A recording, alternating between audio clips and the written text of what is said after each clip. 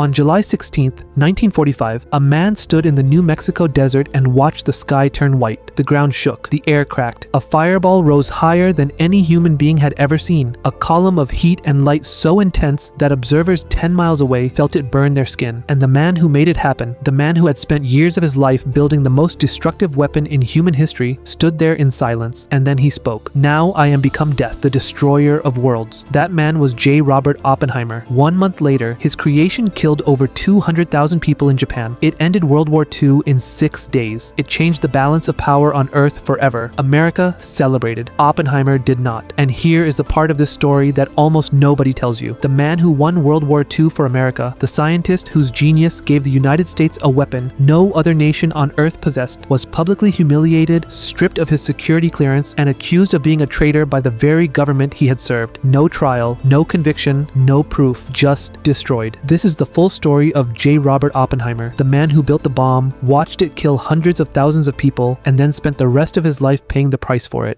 Welcome to Kenful TV. Long before Oppenheimer was the father of the atomic bomb, he was just an exceptionally gifted young man who was terrible at fitting in. Born in 1904 in New York, he was the kind of student who made his professors uncomfortable, not because he was disruptive, but because his questions were often ones they couldn't answer. At 18, he enrolled at Harvard with a dream of becoming a chemist. Within his first year, a serious illness kept him out of class for nearly 12 months. Most students would have fallen behind. Oppenheimer graduated in 3 years instead of 4. Tennis, Sanskrit, poetry, physics. His interests ranged everywhere, but nothing captured him like theoretical physics. After Harvard, he went to Germany's Göttingen University, one of the most prestigious physics programs in the world. At 23, he had his PhD. He was quiet, he was intense, he didn't socialize easily. He was the kind of person who would disappear into his work for days at a time. And at this point in his life, nuclear weapons were the furthest thing from his mind. In the late 1930s, something happened in Europe that would change the course of history and drag Oppenheimer into it. Adolf Hitler was in power, and Hitler had given Germany's top scientists a single mission: build the world's most powerful weapon. Albert Einstein saw what was coming. In 1939, Einstein wrote a letter directly to President Franklin D. Roosevelt. The message was urgent and clear. Germany was working toward an atomic weapon. America needed to start immediately, or risk falling dangerously behind. Roosevelt read the letter and acted fast. The most secret, most expensive, most ambitious scientific project in American history was born. They called it the Manhattan Project. Here's what most people don't know about how the bomb was actually built. The US government didn't just hire scientists. They built an entire city. In Los Alamos, New Mexico, in the middle of the desert, a complete town was constructed from scratch. Laboratories, housing, schools, everything a functioning community needs. 130,000 people worked on the Manhattan Project, and almost none of them knew what they were building. Workers were given fake names. They used those names exclusively, even with each other. Nobody used real names on site. If your real name leaked, you faced punishment. Letters arriving at the site were sent to a fake address. Letters leaving the site were opened, read, and censored by a dedicated department before being forwarded. Children born inside Los Alamos had birth certificates that listed no city name, just P.O. Box 1663. Every single detail of this project was classified at a level that had never existed before in American history. Now, you might be wondering why Einstein, the man who wrote the letter that started all of this, wasn't the one leading the project. Simple. Einstein was German-born. The US Army didn't fully trust him, so the command went to Oppenheimer instead. Oppenheimer had already been deep in nuclear research before the Manhattan Project began. The science behind the bomb was a process called nuclear fission, splitting atoms to release almost incomprehensible amounts of energy. The key element was uranium, specifically a rare and unstable form called uranium-235. When a single neutron strikes a uranium-235 atom, the atom splits. That split releases energy and releases more neutrons. Those neutrons hit more uranium-235 atoms. Those atoms split. More neutrons, more splits. All of this happens in microseconds. The result is a chain reaction so fast and so violent that the energy released is almost impossible to compare to anything in normal human experience. To put it in perspective, 1 kilogram of atomic bomb material is equivalent to 350 kilograms of TNT, the little boy bomb dropped on Hiroshima. To match that explosion using conventional TNT bombs, America would have needed to drop 15,000 tons of TNT. That's more weight than any aircraft ever built could could carry. But uranium had a limitation. It's a natural element and it exists in limited quantities. So scientists created something new, an artificial element called plutonium-239, even more unstable than uranium-235 and far more destructive. The Manhattan Project now had everything it needed. The world's first atomic bomb was detonated in the New Mexico desert on July 16, 1945. The explosion was beyond anything the scientists had calculated, beyond anything any of them had prepared themselves to witness. Oppenheimer watched the mushroom cloud rise into the sky and said those now famous words, "Now I am become death, the destroyer of worlds." He wasn't celebrating. He was terrified of what he had done. 1 month later, on August 6, 1945, the bomb called Little Boy was dropped on Hiroshima, Japan. 3 days later, Fat Man was dropped on Nagasaki. More than 200,000 people died. 6 days after Nagasaki, Japan surrendered. World War II was over. America had won, and the weapon that won it was built by Oppenheimer. Here's where most stories about Oppenheimer stop. But the real story, the darkest part, is what came next. Oppenheimer was broken, not by the war, by the knowledge of what his creation had done to 200,000 human beings. He had spent years of his life building the most efficient killing machine ever invented, and now he had seen it work. He expressed regret almost immediately. He pushed back against the development of even more powerful nuclear weapons. He argued for international oversight of nuclear technology. He became, in the eyes of some powerful people in Washington, a problem. Then, in 1949, the Soviet Union detonated their own atomic bomb. The entire American government went into shock. How did the Soviets get the technology? Who leaked it? The investigation pointed, with zero evidence, at Oppenheimer. His girlfriend had once been a member of the Communist Party. His wife had previously been involved with the party as well. The Communist Party in America had close ties to the Soviet Union. None of this had anything to do with Oppenheimer personally. He had no interest in politics. He had never passed secrets to anyone. But in the paranoid atmosphere of Cold War America, suspicion was enough. In 1954, the US government convened a security hearing against Oppenheimer. The charge, that he was a Soviet agent, that the man who had built America's greatest weapon had been secretly working against America all along. There was no proof, not one piece of concrete evidence. Oppenheimer denied everything. He was calm. He was clear. He had nothing to hide. It didn't matter. The verdict came back against him. His security clearance, his access to all government projects, all classified information, everything related to the work he had spent his life building was stripped away. In a single afternoon, the most powerful scientist in America was made into a nobody. Albert Einstein, the entire scientific community, they all protested. They called it a disgrace. They demanded the decision be reversed. Nobody listened. Oppenheimer spent the next decade in quiet exile from the world he had once led. Then, in 1961, John F. Kennedy became president. Kennedy knew the truth. He knew Oppenheimer had been wronged. He offered to convene a new, fair tribunal to restore his security clearance and his reputation. Oppenheimer said no. He was done. Kennedy awarded him America's highest scientific honor anyway, the Enrico Fermi Award, as a public acknowledgement that what had been done to him was wrong. It was too late. Oppenheimer was diagnosed with throat cancer. In 1967, he died. His ashes were scattered in the waters off the Virgin Islands at a beach that today carries his name, Oppenheimer Beach. J. Robert Oppenheimer gave America the weapon that ended the deadliest war in human history, and America repaid him by calling him a traitor, taking everything he had built and leaving him to spend his final years in silence. He once said, after watching the test explosion in 1945, that physicists had known sin, that by creating this weapon, they had crossed a line that could never be uncrossed. He was right, and the world has been living with that line ever since.